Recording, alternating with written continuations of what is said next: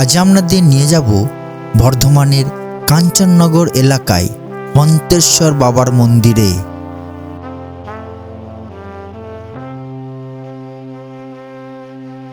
এই মন্তেশ্বর বাবার মন্দিরটি 500 থেকে 600 বছরের পুরাতন।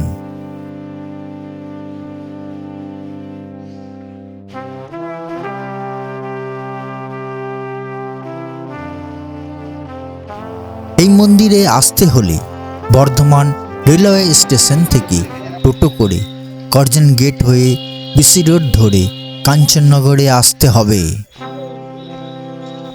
পথে পড়বে বড়বাজার মসজিদ, রথতলা ইত্যাদি।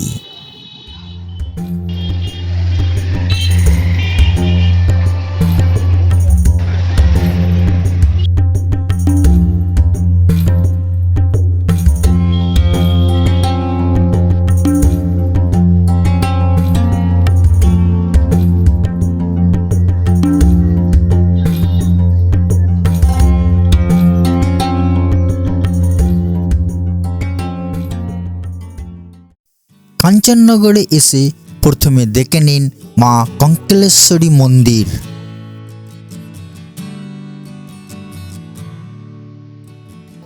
কঙ্কালেশ্বরী মন্দিরের পূর্ব দিকে 1.5 কিলোমিটার গেলেই বাবা মন্তেশ্বর শিব মন্দিরে পৌঁছানো যাবে। পাড়ার ভিতরে আছে এই মন্দিরটি। জানা যায় বাবা মন্তেশ্বর কাঞ্চননগরের আদিদেব।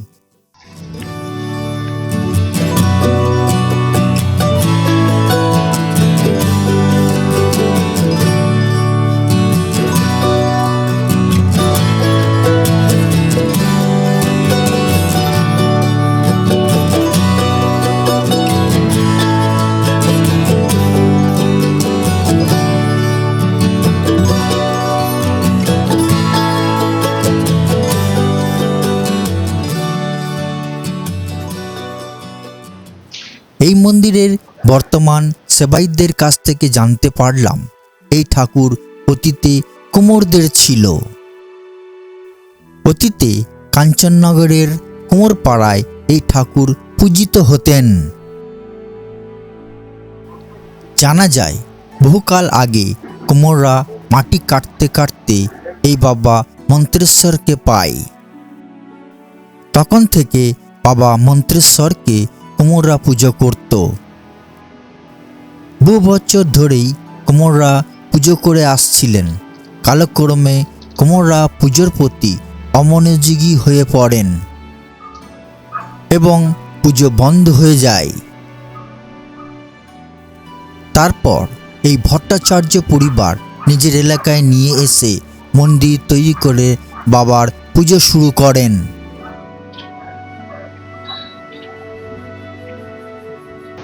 আমাদের পূর্ব বর্ধমানে কাঞ্চননগর প্রাচীন শহর, এবং এই শহরের মধ্যে কাঞ্চননগরে যে আদি দেবতা, গ্রাম্য দেবতা মন্তেশ্বর শিব।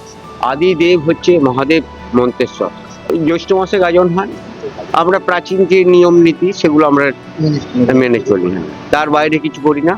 মন্দিরের যে সাবেকিয়ান আছে, আশেপাশে গাছপালা, প্রকৃতিকেও আমরা রক্ষা করার চেষ্টা করছি। এখন তো বিনাশ চলছে চারিদিকে, সেটা আমরা নিত্য পুজো দুবেলায়।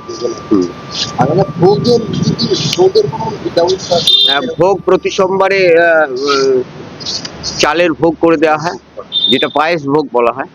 আর এমনি প্রতি অক্ষয় তৃতীয়ার দিন থেকে একেবারে গাজনের তৃতীয় দিন পর্যন্ত একবারে টানা ভোগ হয়, এবং পাড়ার প্রত্যেকটি বাচ্চা কাচ্চা সবাই ওই ভোগ পায়।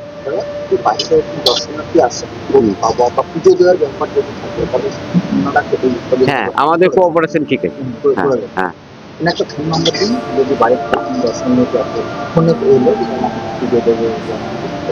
হ্যাঁ, বলছি 8170960921। কিশোর ভট্টাচার্য। এই নম্বরে কন্ট্যাক্ট করলে আমরা ঠিক আছে, ধন্যবাদ। হ্যাঁ,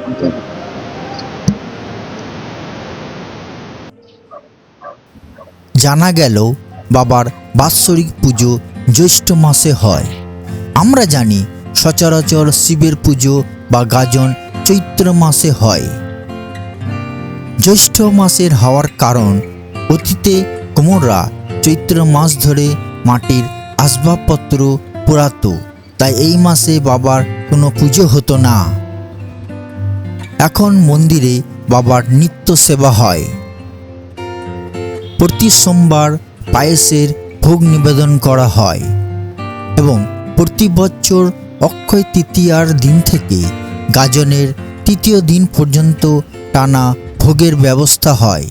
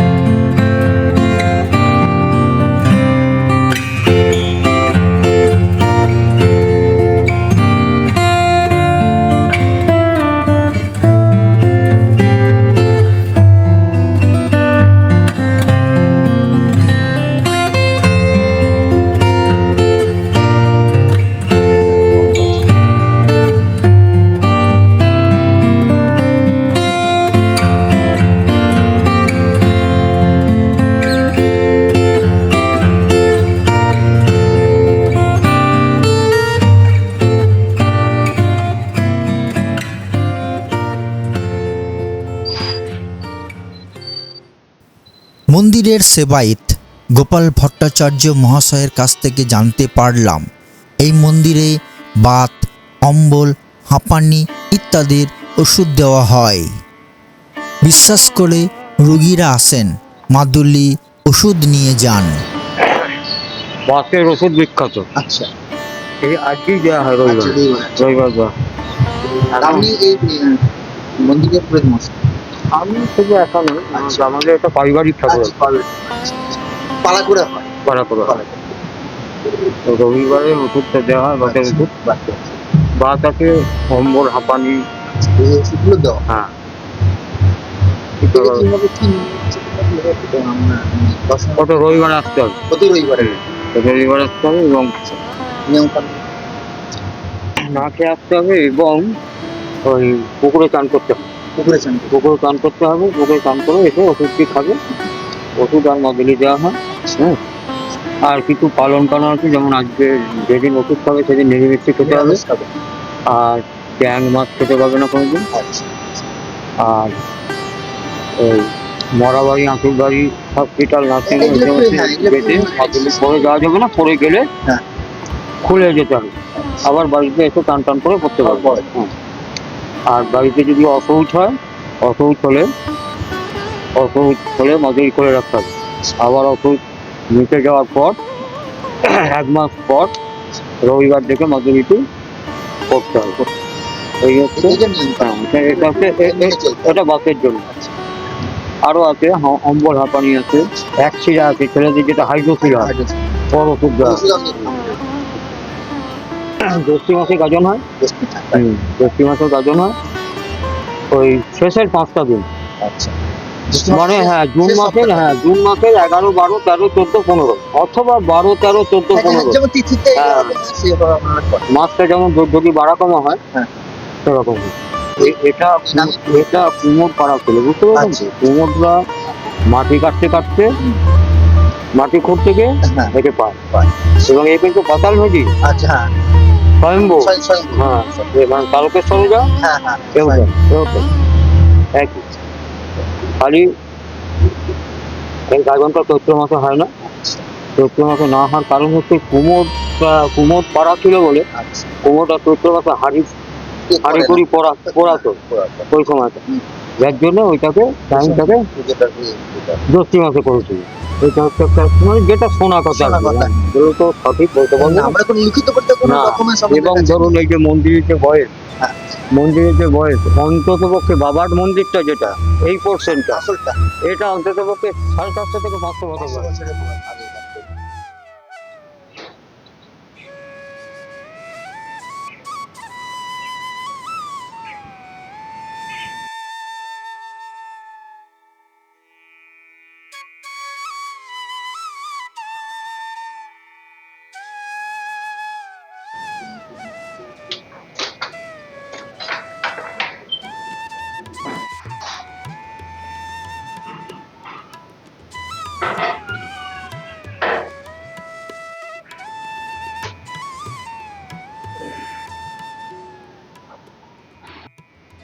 মন্দিরের পাশে বাগান আছে।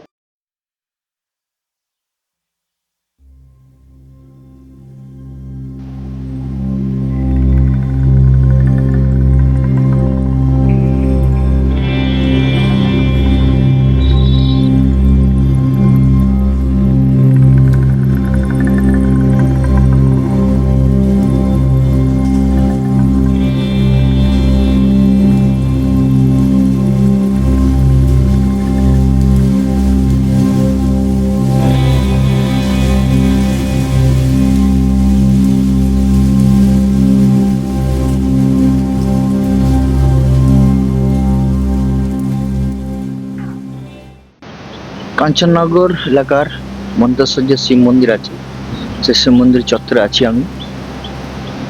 এই মন্দিরটি বহুত পুরাতন, 500 থেকে 600 বছর আগেকার এই মন্দির।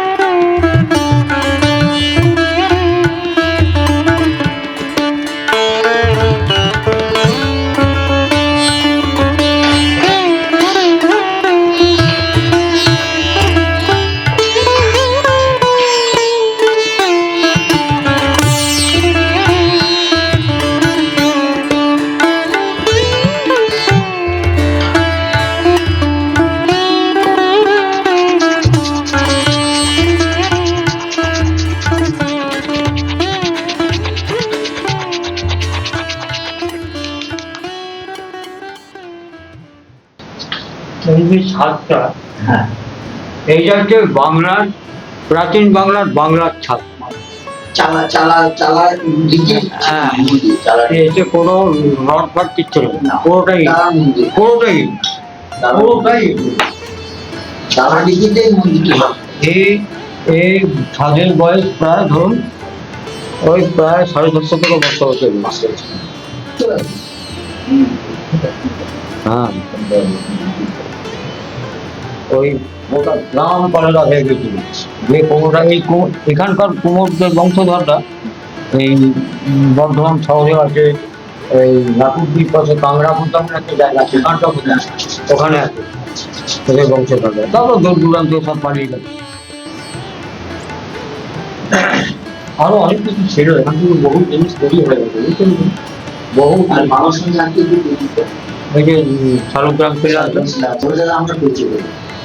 আমার পরিচয়টা, আমি এখানকার সেবাই। আচ্ছা, হ্যাঁ, আমার নাম গোপাল ভট্টাচার্য। আমি প্রগতিতে কাজকর্ম করি। হ্যাঁ, এবং আমরা এখানকার সেবাই। আমার ফোন নাম্বার হচ্ছে 9474508515 এই নামে ফোন করলে আমি ফোনে পুজোর ব্যবস্থা করবো। ঠিক আছে, নমস্কার দাদা, ধন্যবাদ। আপনার সঙ্গে কথা বলে খুব ভালো লাগলো।